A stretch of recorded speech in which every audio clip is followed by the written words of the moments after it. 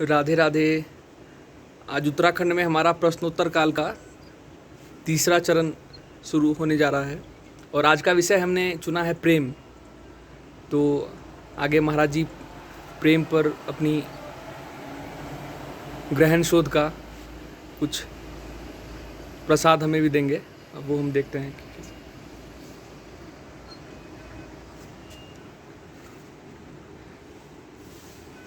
ठीक है।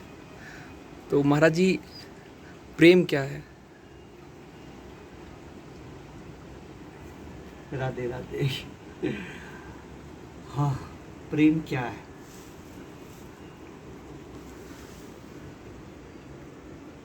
प्रेम सब कुछ है।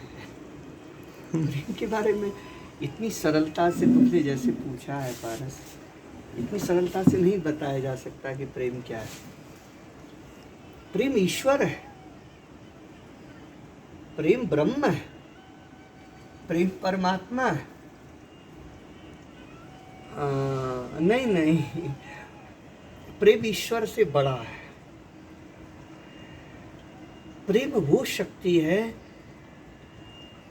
जो ईश्वर को भी नचाने की ताकत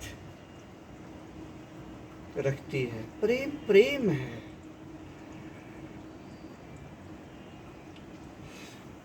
श्रीमद् भागवत जी में, मैं भागवत का वक्ता हूँ तो वही मुझे याद आता है जी। भागवत में लिखा है कि कृष्ण परब्रह्म है, ईश्वर है, उससे बड़ा कोई है नहीं, परब्रह्म वही है।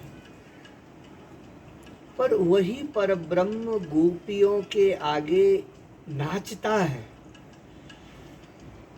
रसखान जैसा मुस्लिम कवि लिखता है कि देखियो दुर्यो वह कुंज कुटीर में, बैठ्यो पलोटत राधिका पायन। वो परब्रह्म जिसके बारे में वेद वेदांत सब कहते कहते थक गए कि ये क्या है, ये कौन है।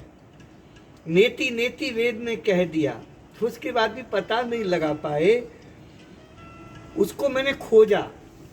वो रसखान कहता है मैंने उसे खोजा, मैंने वेद में खोजा, पुराणों में खोजा, मैंने शास्त्रों में खोजा, मैंने हर जगह खोजा, मुझे वो कहीं नहीं मिला। कहाँ मिला? देखियो दुर्यो वह कुंज कुटीर में। वो बैठा हुआ था वृंदावन के किसी कुंज कुटीर में, सेवा कुंज में, और अपनी जो प्रिया है श्री राधा रानी, उसके चरण दबा रहा था। प्रेम वो है। परब्रह्म का एक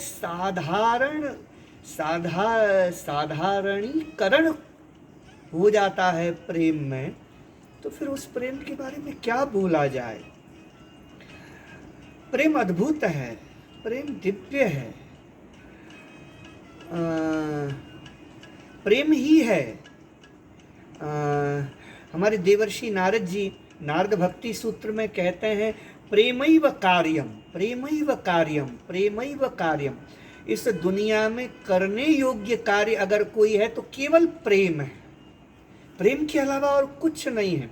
और प्रेम एक वह तत्व है कि वो हृदय में आ जाता है तो फिर काम क्रोध लोभ मोह कुछ नहीं रहते। ये बड़ी गहरी बात है। ये प्रेम तत्व का अपने आप में एक बड़ा अद्भुत रहस्य है कि जहाँ प्रेम आ गया वह काम नहीं आएगा। क्योंकि काम का अर्थ ही है कि हमें चाहिए, हमने तुम्हें कुछ दिया है तो हमें उसका, वो हमें दो, हमें चाहिए तुमसे, हमने तुम्हें प्रेम किया, हमने तुम्हें ये किया, हमने ये किया, हमें दो दो दो। आजकल सब यही तो हो रहा है। पत्नी मांग रही है पति से कि हमें दो, नहीं, वो प्रेयसी प्रेमी मांग रहा है कि हमने तुम्हारे लिए इतना सब किया, तुम हमें दो, तुमने क्या दिया। ये है काम। पर प्रेम ये नहीं है। प्रेम तो यह है कि हमने दे दिया, और जब हमने उसे दिया तो देने में ही इतनी खुशी हो गई, देने में ही इतना आनंद आ गया कि बस और कुछ चाहिए नहीं। वो है प्रेम। प्रेम आ जाए तो फिर सब कुछ आ जाता है। बस इतना ही। क्योंकि प्रेम प्रेम अच्छा। अद्भुत है। अच्छा अच्छा अच्छा, महाराज जी ईश्वर से प्रेम हो सकता है कि नहीं, और यदि आपके पास ऐसा कोई उदाहरण हो तो वो ज़रा बताएं हमें।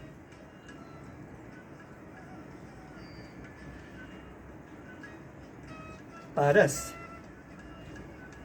हमारे श्रीमद् भागवत जी में एक गीत है, उसका नाम है गोपी गीत। उसमें गोपियां जो हैं, जब कृष्ण का वियोग हो जाता है, कृष्ण अंतर ध्यान हो जाते हैं, जंगलों में छिप जाते हैं वृंदावन के, तो गोपियां एक गीत गाती हैं। गीत प्रकट होता है, जैसे प्रेम की उच्चावस्था में गीत निकलते हैं, तो ऐसे ही गोपियों के हृदय से एक गीत प्रकट होता है। उसको भागवत में कहा गया गोपी गीत। उसका एक श्लोक है, पहले श्लोक सुन लो, जी, फिर मैं उसका अर्थ बताऊंगा।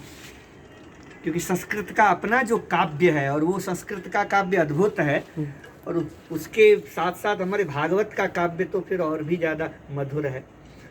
उसमें एक बात कही है, नखलु गोपिका नंदनो भवान अखिल देहिनाम अंतरात्मदृक्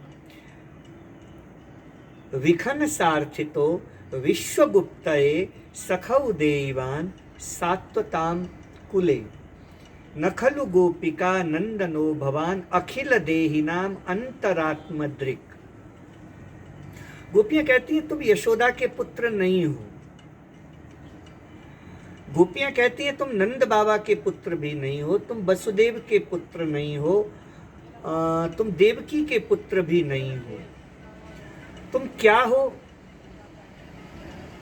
अखिल देहिनाम अंतरात्मदृक्, जो संपूर्ण देहधारियों के अंदर छुपा हुआ जो आत्म तत्व हो, वो तुम हो।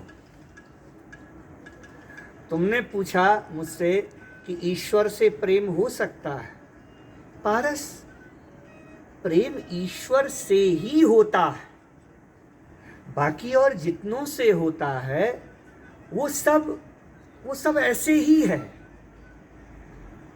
हम सोचते हैं इससे शायद आनंद मिले, इससे आनंद मिले, इससे आनंद मिले। लड़का सोचता है लड़की से प्रेम कर ले तो आनंद मिले, पर नहीं मिलता। लड़की सोचती है लड़के से, एक जो लोभी है वो सोचता है पैसा मिल जाए। पर तुम एक चीज देखना कि प्रेम, सच्चा जो प्रेम होता है वो केवल अपनी आत्मा से ही होता है।